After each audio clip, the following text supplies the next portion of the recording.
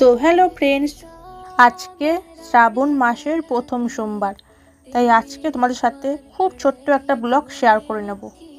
শ্রাবণ মাসে হাতে কেন সবুজ চুড়ি পরতে হয় কম বেশি অনেকেই জানে, আমিও জানি। তো আমিও তোমাদেরকে কারণটা বলবো, যতটা আমি জানি ততটাই তোমাদেরকে শেয়ার করব।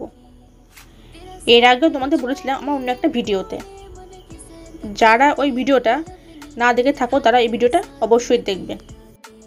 ওম নমঃ শিবায় নমঃ, ওম নমঃ শিবায় নমঃ, ওম নমঃ শিবায় নমঃ। শ্রাবণ মাস মহাদেবের প্রিয় একটা মাস।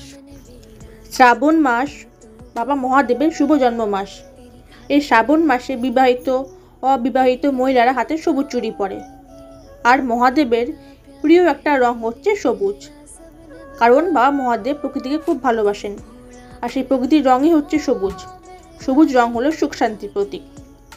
আর এখন বর্ষাকাল, চারিদিক হয়ে আছে সবুজ। সবুজ চুড়ি অনেকেই জেনে পরে, আবার অনেকেই না জেনেও পরে। আসল কারণটা হলো মহাদেবকে সন্তুষ্ট করার জন্যই এই শ্রাবণ মাসে সবুজ চুড়ি পরতে হয়। কেউ যদি সবুজ বস্ত্র সবুজ চুড়ি পরে মহাদেবকে পুজো করে তারা সৌভাগ্যবতী হয়। এই পুরো শ্রাবণ মাসটায় সবুজ চুড়ি পরে থাকতে হয়, নিরামিষ খেতে হয়, আর না পারলে শ্রাবণ মাসে শুধু সোমবারগুলো মানলেই হবে। সোমবার পুজো করলে আগের দিন মানে রোববার কিন্তু নিরামিষ খেতেই হবে। আর একটা গুরুত্বপূর্ণ কথা হলো, সোমবার বেল পাতা ছিঁড়তে নেই, তার কারণ সোমবার মহাদেবের প্রিয় দিন।